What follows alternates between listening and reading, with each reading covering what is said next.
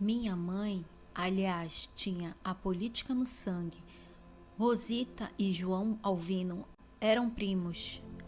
Os dois eram da família Brandão. Sempre foi um mistério para mim como nenhum dos seus filhos ou dos nossos parentes teve problemas congênitos. Sim, porque como todos são muito bonitos em nossa família, tem uma porção de casamentos consanguíneos. Meu cunhado, Vitório, casado com minha irmã, Rosânia, e é primo nosso. O avô materno dele era um irmão da minha avó paterna. Além de mim e de minha irmã, meus pais tiveram outros 3 filhos. Meus 2 irmãos homens morreram em decorrência de diabetes maltratada na idade adulta.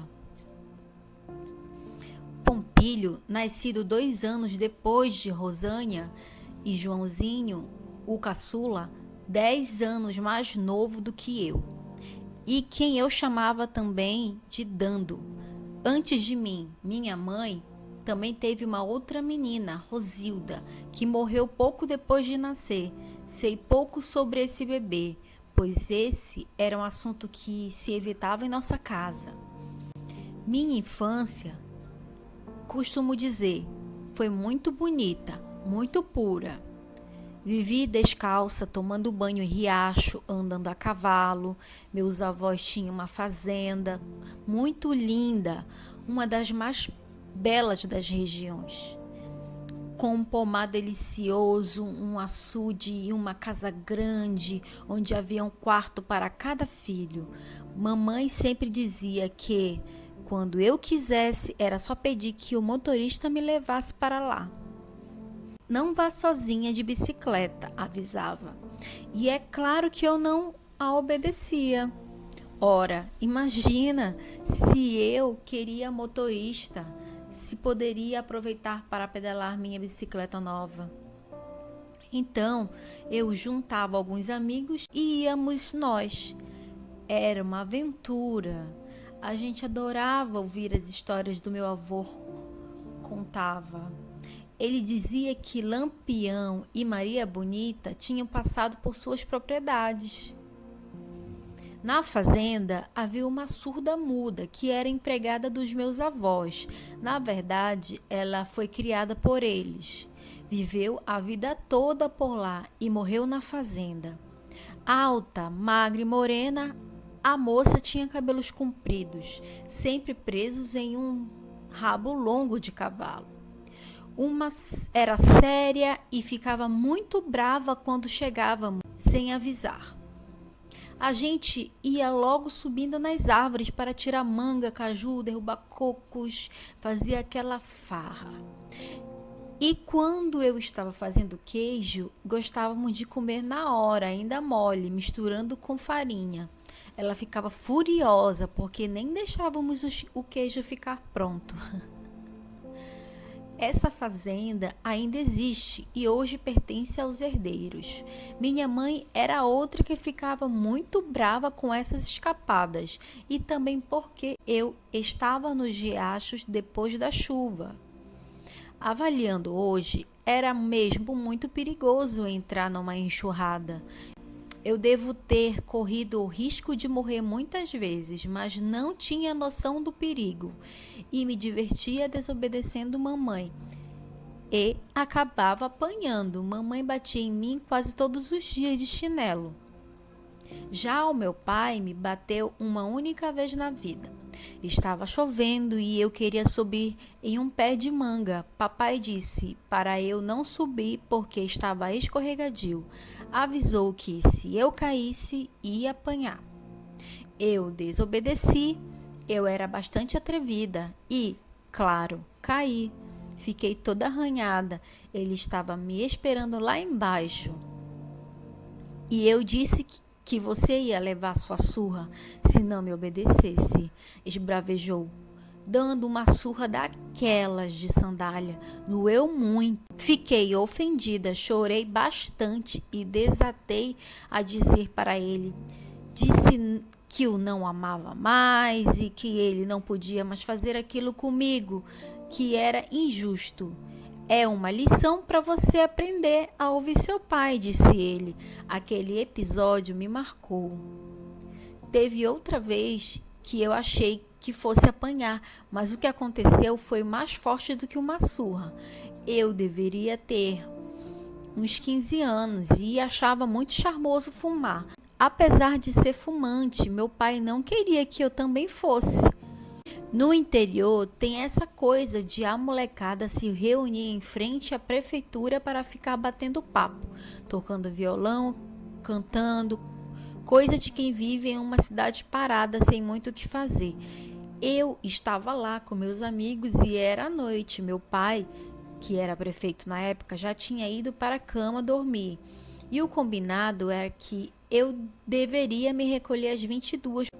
E por volta das 20h30 eu estava ali nas escadarias da prefeitura, fumando tranquilamente, quando escutei Janja. Era o meu pai gritando o meu apelido e eu não ouvi chegar porque estava de costas.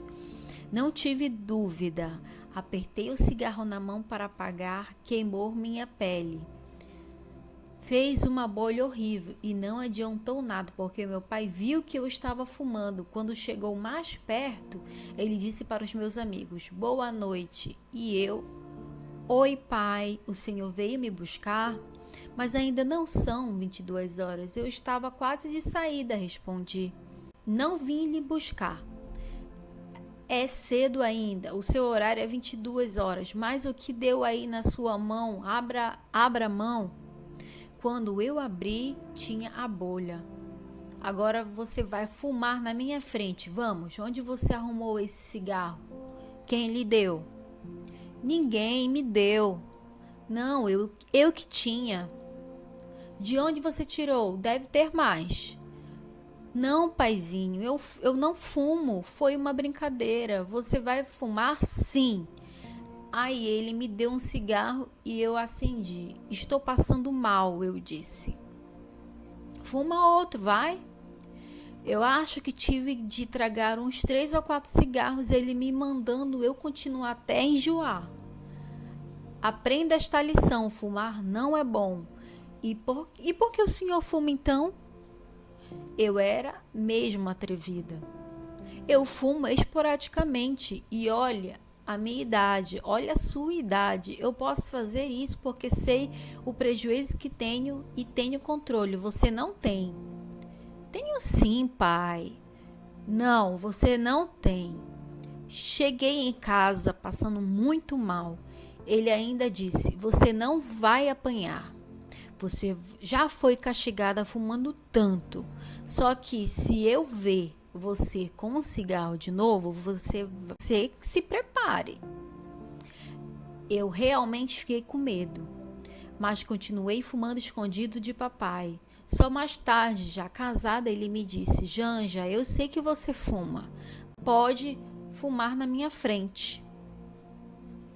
Ano de 2000, abandonei finalmente o vício. Meus pais sempre foram muito presentes em nossa educação e nossa família era muito reunida, mesmo quando eles estavam longe, por causa da vida política. Papai e mamãe viajavam muito, vira e mexe tinha de ir em algum evento, uma solenidade para prestigiar políticos vizinhos.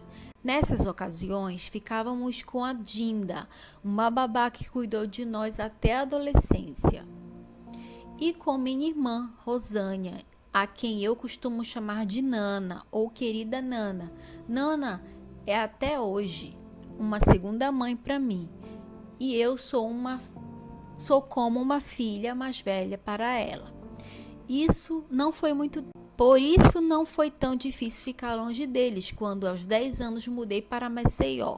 O ensino em Canampi não era muito forte e meu pai queria que estudássemos em uma boa escola. Por isso me matriculei no Colégio Santíssimo Sacramento das Irmãs Sacramentinas, na capital alagoana. Primeiro morei com a minha única tia paterna, Dolores Malta. Com ela já morava minha irmã e meu irmão mais velho, Pompílio, a quem chamávamos de Pila. Um tempo depois, meu avô morreu e o meu pai decidiu que minha avó paterna se mudaria para Maceió para morar conosco. Ela não queria ir para Maceió, mas papai a convenceu. Um tempo depois, minha irmã montou um apartamento para nós e ficamos morando os três, Rosânia, Pompílio e eu. Anos mais tarde, minha irmã se casou. Eu fui morar com ela e o meu irmão foi para uma pensão. Quando o meu sobrinho mais velho nasceu, meu pai achou que era a hora de eu sair de lá. Montou um apartamento para mim e o meu irmão caçula veio morar comigo em Maceió. Passei então a fazer o papel de irmã mais velha.